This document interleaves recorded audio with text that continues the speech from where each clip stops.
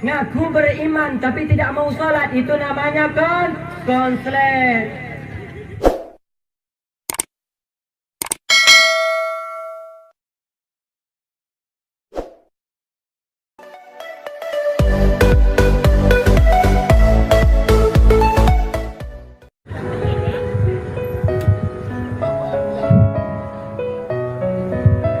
Assalamualaikum warahmatullahi wabarakatuh.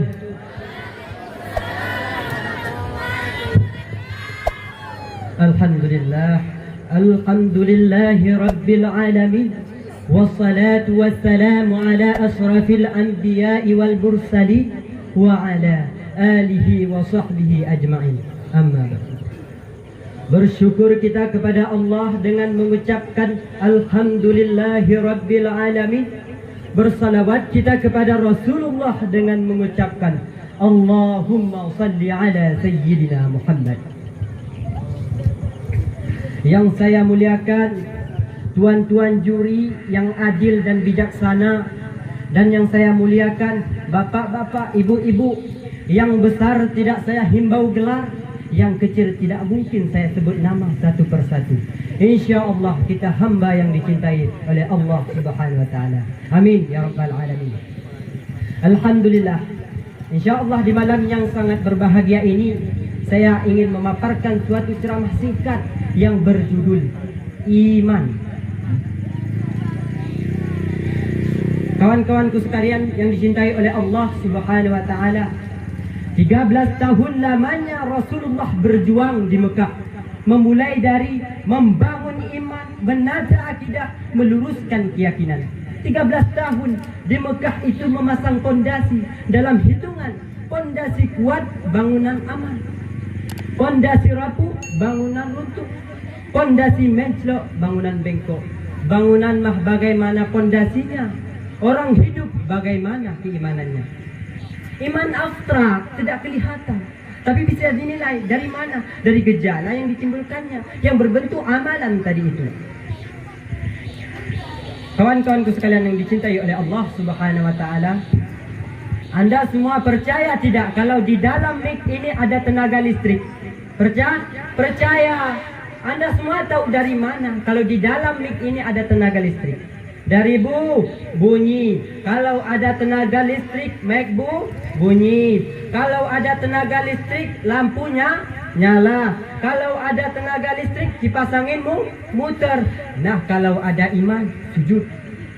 Kalau ada iman, sedekah. Kalau ada iman, jihad.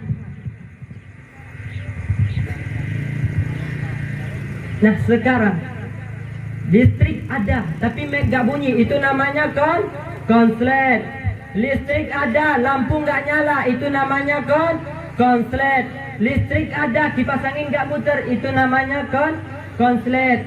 Ngaku beriman tapi tidak mau sholat, itu namanya konslet.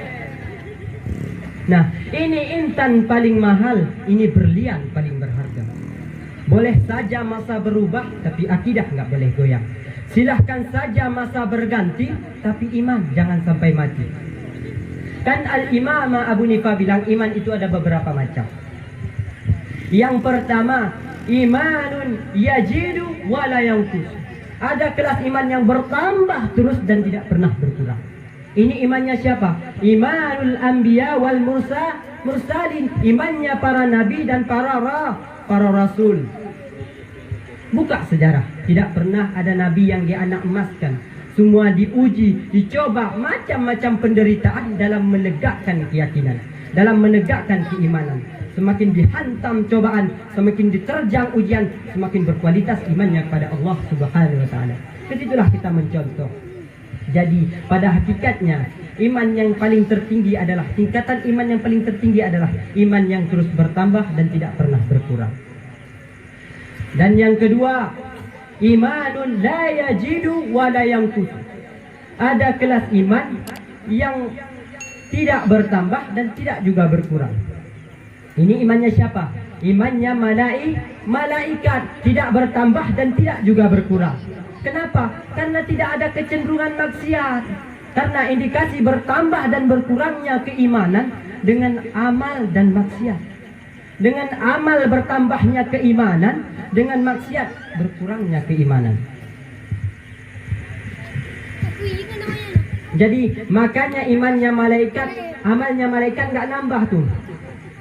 Ada malaikat yang sejak diciptakan disuruh tasbih, tasbih saja, yang lain tidak. Ada malaikat yang sejak diciptakan disuruh nyampain wahyu, wahyu saja, yang lain tidak. Ada malaikat yang sejak diciptakan disuruh nyabut nyawa, nyawa saja yang digudoli, yang lain tidak. Dan imannya para nabi dan imannya para malaikat nggak berkurang. Kenapa? Tidak ada kecenderungan maksiat. Nggak pernah kita dengar ada malaikat Jibril korupsi ayat. Wah, ini ayat bagus nih, gue pakai sendiri aja, nggak usah sampai nama Muhammad. Nggak pernah. Dan malaikat maut juga nggak pernah salah. Orang belum mestinya mati dimatiin karena nggak demen, nggak pernah.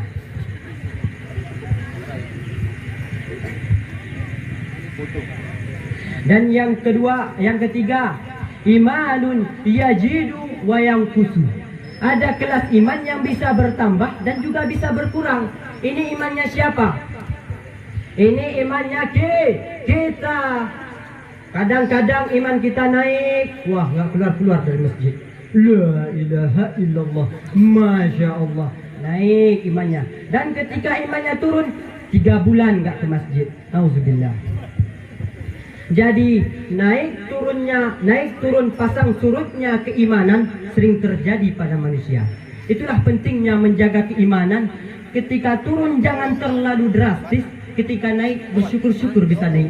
Karena menaikkan keimanan itu pun membutuhkan tahapan. Kaum muslimin, kaum muslimat, mukminin, mukminat, hadirin wal hadirat yang belum kawin dan belum sunat.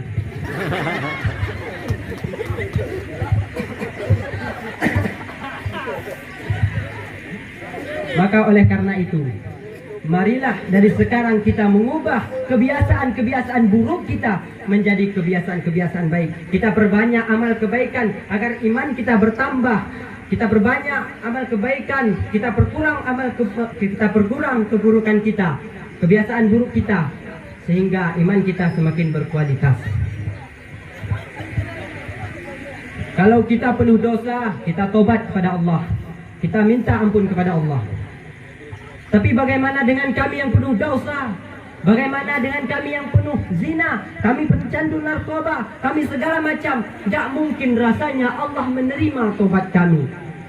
Tenang saudaraku, andai masa muda kita penuh dosa, andai masa muda kita penuh zina, andai masa muda kita penuh narkoba, wal iyadu billah wan na'udzubillah, jangan sangka Allah tutup pintu taubat. Innallaha la yaghfiru ayusraka bihi. Allah tak terima tobat orang yang mempersekutukannya. Wa yaghfiru ma duna dzalika liman yasha. Tapi taubat selain itu diterima, dibukakan Allah Ta'ala. Mari perbaiki anak, menantu, cucu, kawan, sahabat, andai tolan, ajak ke jalan Allah Subhanahu wa Ta'ala. Itulah cara memperbaiki di masa yang lalu, kita perbaiki di masa yang akan datang. Tapi sebenarnya mengapa Allah menghidupkan kita pada akhir zaman ini? Mengapa Allah tidak menghidupkan kita pada zaman Rasulullah?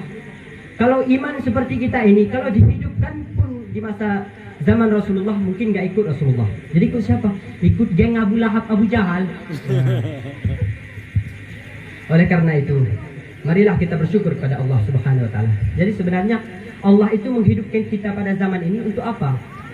Liya'lamallahu allazina amanu. Karena Allah ingin melihat siapa yang tetap dalam istiqamah iman dan Islam. Jadi alhamdulillah, dari kesimpulan ceramah yang saya telah paparkan, kesimpulannya yang dapat kita ambil adalah yang pertama, marilah kita mencontoh kepada imannya para nabi dan para rasul yang selalu bertambah dan tidak pernah berkurang. Satu. Yang kedua, marilah kita ubah kebiasaan-kebiasaan buruk kita dengan kebiasaan-kebiasaan baik, sehingga makin mendekatkan diri kita kepada Allah Subhanahu wa Ta'ala. Dan yang ketiga, marilah kita tobat pada Allah. Jangan takut Allah tidak menerima tobat kita. Jangan sungkan-sungkan, Allah pasti menerima tobat kita. Maka oleh karena itu, marilah kita berbanyak bersyukur kepada Allah. Perbanyak bersolawat kepada Rasulullah, kita ubah kebiasaan buruk kita menjadi kebiasaan yang baik, sehingga iman kita semakin tinggi dan berkualitas. Oleh karena itu, kaum muslimin yang dirahmati oleh Allah Subhanahu wa taala, sebelum saya turun, saya meminta maaf terlebih dahulu karena manusia tidak pernah luput dari kesalahan. Wabillahi taufik wal hidayah. Assalamualaikum warahmatullahi wabarakatuh.